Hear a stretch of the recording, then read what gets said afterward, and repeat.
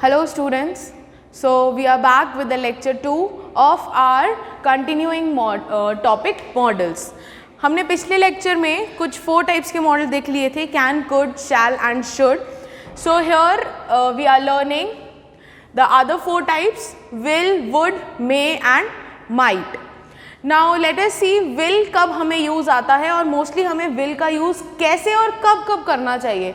Because models में हम क्या सीख रहे हैं कि हमारे सेंटेंस से ही हमारा मूड, हमारा बोलने का क्वालिटी, हमारा बोलने का रीज़न जस्टिफाई कर रहे हैं हम दूसरे पर्सन के सामने. So it is very compulsory कि हम इन मॉडल्स को अपने सेंटेंस में बहुत ध्यान से यूज़ करें by understanding each and every models meaning. तो विल होता है मॉडल्स में, जब हम इसको टेंस में पढ़ रहे थे विल, शैल, तो शैल को हम फर्स्ट पर्सन के साथ यूज़ कर रहे थे, विल को हम सेकंड थर्ड पर्सन के साथ यूज़ कर रहे थे. बट मॉडल्स में दोनों का ऑपोजिट हो जाता है. शैल को हमने पढ़ा सेकंड और थर्ड पर्सन के साथ और विल को हम पढ़ेंगे first person in the modals. So not always, but हम मॉडल्स में जर्नली आई विल का यूज़ करते हैं to show determination.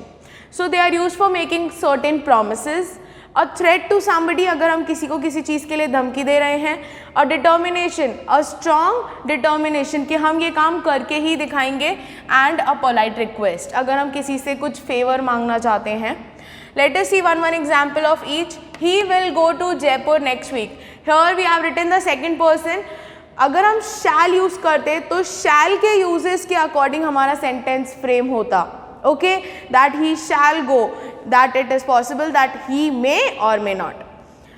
So will में he will go to the market, that means ये पक्का है कि ये मार्केट जा रहा है. So will shows the promise that yes he is going. Return my money soon or I will kill you. I will kill you means I am making a threat to some person कि मुझे मेरे पैसे वापस कर देना, otherwise you are going to be killed. तुम मार दिए जाओगे. We are threatening a person. Same with shall. Will you please move aside? Again I am making a request कि थोड़ा सा साइड हो जाइए. So will you please, क्या आप थोड़ा सा साइड हो जाएंगे. Then we come to would. So would is first the past tense of will. Past form of will के लिए यूज़ होता है. या फिर हमारी कोई पास्ट की पुरानी आदतें जो अब छूट गई हैं, अब हम वो हैबिट को रिपीट नहीं करते हैं, हमारी past habits.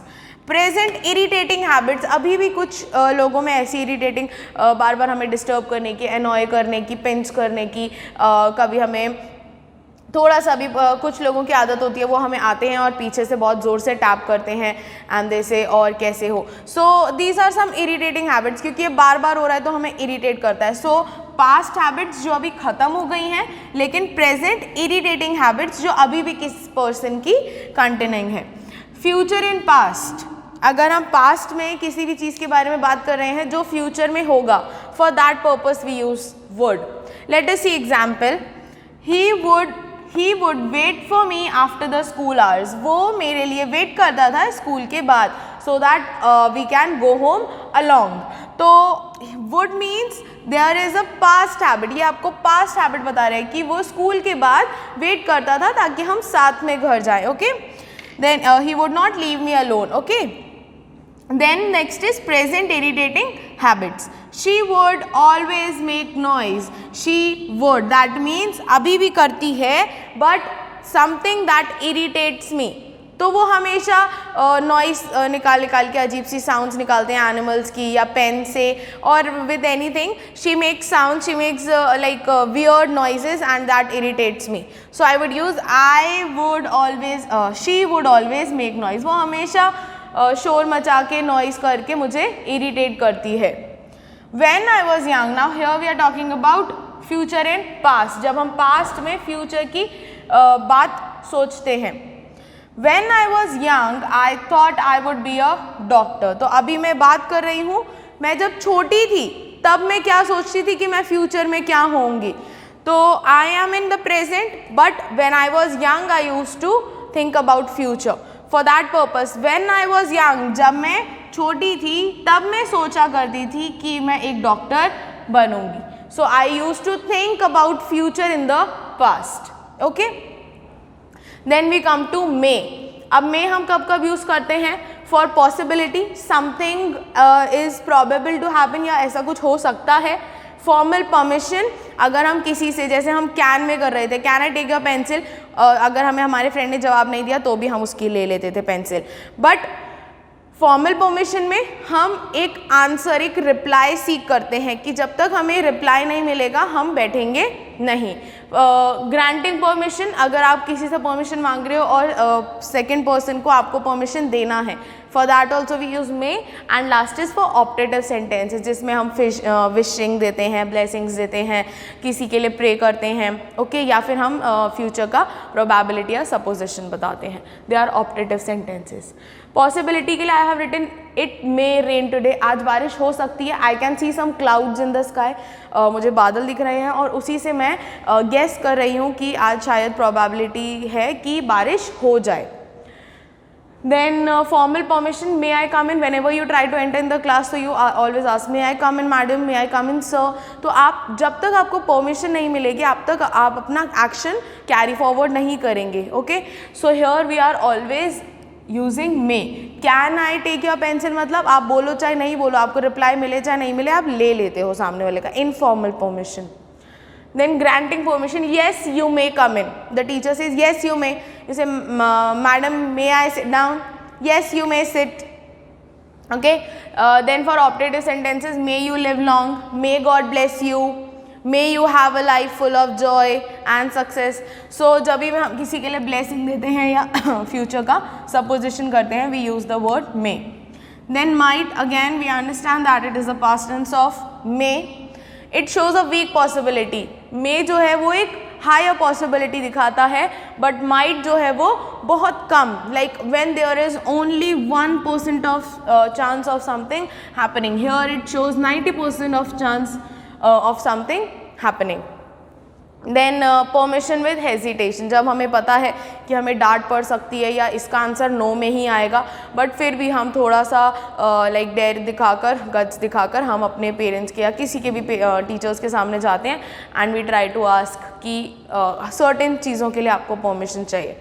So weak possibility से it might rain today. Here I have used the same example I have used here. अब difference क्या है, यहाँ पर मुझे cloudy दिख रहा है sky, तो मैं बता सकती हूँ कि हाँ आज थोड़ी सी cloudy sky है तो बारिश हो सकती है। It might rain today, शायद ही आज बारिश हो, ज़्यादा बादल तो दिख नहीं रहे हैं तो शायद ही बारिश हो। We are just guessing, यहाँ पर बहुत कम चांस है। Then permission with hesitation, might I go to the party tonight? आप पापा के पास जा रहे हो, मम्मा से आपने पूछ लिया, मम्मा ने बोला जाओ पापा से पूछो। पापा के पास आप जा रहे हो एंड आपको पता है कि पापा या तो बहुत ज़ोर से गुस्सा करेंगे या फिर पापा मना कर देंगे, उसके अलावा तो कोई और ऑप्शन ही नहीं है। तो it's like you are asking your dad, again you are trying to ask might I go to the party, पापा क्या मैं आज पार्टी चला जाऊं या चली जाऊं। सो आपके पास वर्ड्स जो हैं वो रुक रुक कर आ रहे हैं बिकॉज यू आर हेजिटेटिंग, आप नर्वस हो रहे हो पूछने से पहले।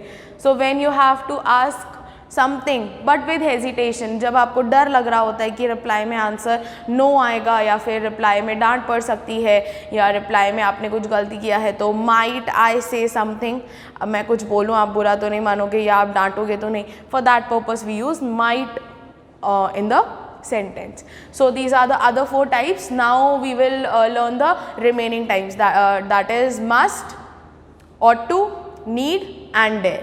Okay, so just have a look at this and then we'll okay students, so here are the last types of model that we are going to study: must, used to, ought to, need and dare.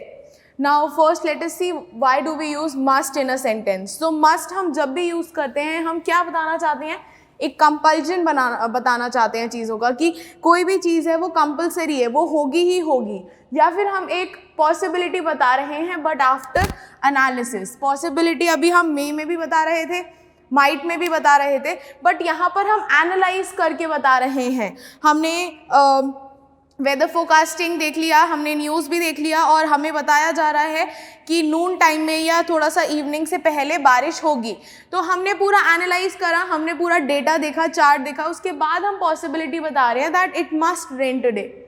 उसके बाद एक firm determination we are telling कि कोई काम है जो compulsory है, होना ही चाहिए. First is it's very late now, अभी बहुत लेट हो गया है. आई मस्ट लीव, मुझे जाना चाहिए. So this is I must, it is a compulsion, मुझे जाना ही चाहिए. Your father has a high fever, you must see a doc means doctor. तुम्हारे पापा को बहुत तेज फीवर है, तुम्हें डॉक्टर को दिखाना ही चाहिए. All my friends said that the paper must be easy as we all got 100% marks. हमारे कुछ ग्रुप ऑफ फ्रेंड्स हैं अलग अलग, तो मेरे ग्रुप के 100% मार्क्स आते हैं, इसीलिए जो दूसरे फ्रेंड्स ग्रुप है वो कहता है कि तुम्हारा पेपर तो मस्ट बी ईजी, तुम्हारा पेपर तो बहुत ईजी होगा, इसीलिए तुम्हारे 100% मार्क्स आ गए. Then again a possibility. Used to, जो चीज़ पास्ट में होती थी, anything that used to happen in the past, कोई भी ऐसी पास्ट हैबिट जो अब एंड हो चुकी है. ओके, इट्स सीज्ड नाउ, अब नहीं होती है, पहले होती थी in the past. So my grandfather used to take 4 glasses of water every day. जब मेरे ग्रैंडफादर यंग थे, जब वो वॉक करने जाते थे, एक्सरसाइज करने जाते थे, तो he use to drink 4 glasses of water every day. और वाटर तो हम ऐसे ही पी लेते हैं, we should say milk. 4 glasses of milk every day, रोज 4 ग्लास मिल्क पीते थे वो.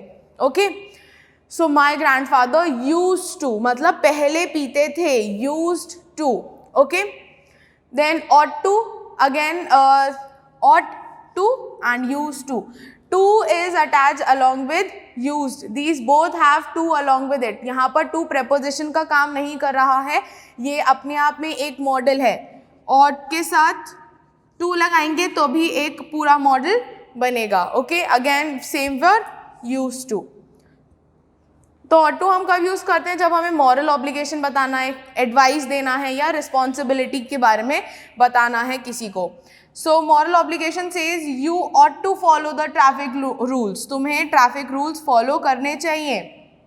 Okay, you ought to abide by the constitution, तुम्हें कॉन्स्टिट्यूशन के जितने भी नॉर्म्स हैं, जितने भी रूल्स हैं, वो सब अबाइड करने चाहिए, उनके लिए खड़ा रहना चाहिए, वो सब फॉलो करने चाहिए. You ought to obey your parents advice, तुम्हें अपने पेरेंट्स को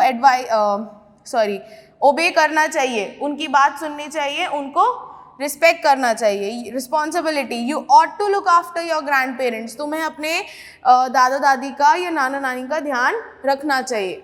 देन नीड हमें पता है, हम जब भी किसी चीज़ की नेसेसिटी या ज़रूरत बताने की कोशिश करते हैं, then we use need. So need I come there, क्या मेरी ज़रूरत है वहाँ पर आने की? नीड नॉट हम कब बोलते हैं? जब हमें लैक ऑफ नेसेसिटी होती है, ज़रूरी नहीं होता हमारे लिए किसी भी चीज़ जो भी हो रही है या नहीं हो रही है. तो यू नीड नॉट वरी, तुमको चिंता करने की ज़रूरत नहीं है. I can handle things on my own, मैं खुद से ही अपनी चीज़ें हैंडल कर लूँगा. Don't worry, need not worry. Then dare होता है जब हम किसी को या तो चैलेंज कर रहे हैं, या तो हम उसका गट टेस्ट कर रहे हैं कि इसमें ये काम करने के गट्स हैं कि नहीं हैं, या फिर हम उसका करेज शो करने की कोशिश कर रहे हैं. You need not touch my things, you dare not touch my things, तुम्हें मेरी चीज़ें हाथ लगाने का बिल्कुल भी राइट नहीं है, सो तुम उस चीज़ का करेज दिखाना भी मत. Okay, so we are warning somebody here, I am giving a warning और अलर्टिंग समबडी फॉर कि अगर ऐसा करोगे so it would be bad. Dare you talk to my parents, हुई हिम्मत मेरे पेरेंट्स से बात करने की. Some friend came to your home कि कल संडे है, हम लोग कहीं आउटिंग के लिए जाते हैं, and next week you have your exams approaching. तो आप आपके फ्रेंड को बोल रहे हो कि तुम ही जाओ और मेरे पेरेंट्स से पूछो. ओके, तो आपकी फ्रेंड बोल रही है कि मेरे में हिम्मत नहीं है तुम्हारे पेरेंट्स से बात करने की. तो फिर आप उसको बोलोगे dare you talk to my parents, क्या तुमने मेरे पेरेंट्स से बात करी? तो आपकी फ्रेंड बोलती है कि नहीं, मैंने नहीं करी, because she would be hesitating, again nervous. So यहाँ पर हम किसी का करेज शो करना चाहते हैं कि उसमें कोई काम करने का करेज है या नहीं है. सो स्टूडेंट्स, यहीं तक ही हमारा चैप्टर था मॉडल्स. हमने सारे तरह के मॉडल्स यहाँ पे पढ़ लिए हैं अच्छे से. Once you go through the book, revise it again, prepare the notes, and I wish you all the best for your studies. Bye. Have a good day.